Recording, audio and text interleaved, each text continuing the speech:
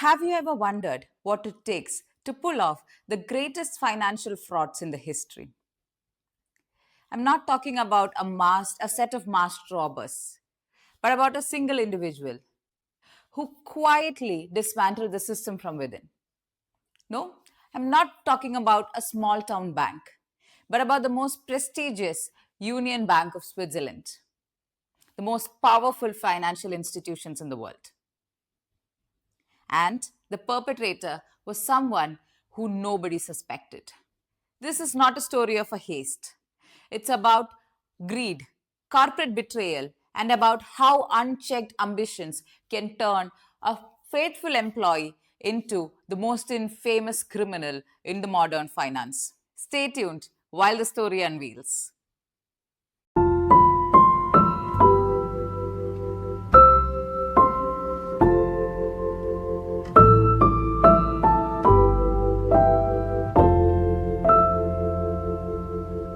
Union Bank of Switzerland, the epitome of financial stability.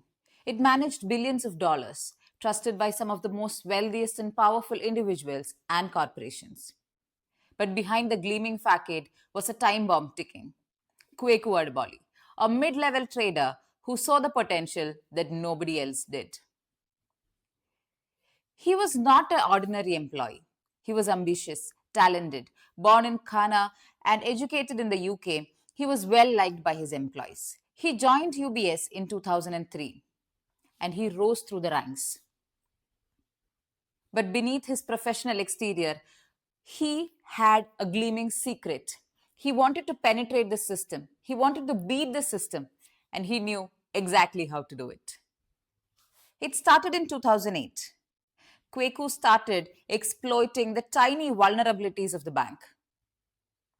In the bank, transactions flew in a matter of lightning speed.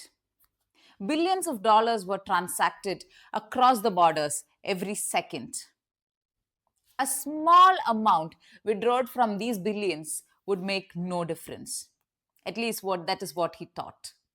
Using his position, he initiated a lot of fake transactions and entered it into the system as legitimate transactions. He exceeded the bank's per employee trading limit of $100 million a day. The amounts were so large that they should have raised questions sooner, but then it did not. And Kweku became confident. He had enough amount of time to make all of his transactions seem legitimate. Kweku wasn't just involving in unauthorized transactions or trading. He was weaving a web of deception. He created elaborate paper trails to make everything seem legitimate. Auditors, managers, and even the automated system failed to find out this discrepancy. But like every other famous heist, there was one problem: greed. In the mid 2000 level, amongst the financial crisis that was happening in the world, UBS was under strict scrutiny. Auditors and managers demanded transparency, and they started digging deeper into each transactions. Kweku then knew that his web was closing in. But his transactions were now too big to even not be noticed. On September 14, 2011, Kweku mailed his manager admitting to $2 billion worth of false trades, causing the bank a huge amount of loss. And he wiped off $4.5 million from the share price. They were the largest unauthorized trading loss in the British history. When confronted, Kweku initially denied, but the amounts were undeniable. The trails led straight to him. He has now betrayed an institution that has trusted him. The revelation sent shockwaves in the financial industry. UBS suffered massive loss, not just financially, but to its reputations. Clients started withdrawing their investments, and the banking giant's trust wavered. As for Kweku, he was arrested on September 11, 2011, and sentenced to 7 years of imprisonment in the case of fraud. After spending half of The time, in 2015, he came out of the jail. But trouble did not end there. After failing multiple appeals in the UK Home Depot, he was deported to Ghana in 2018. This was not just about Kweku or UBS.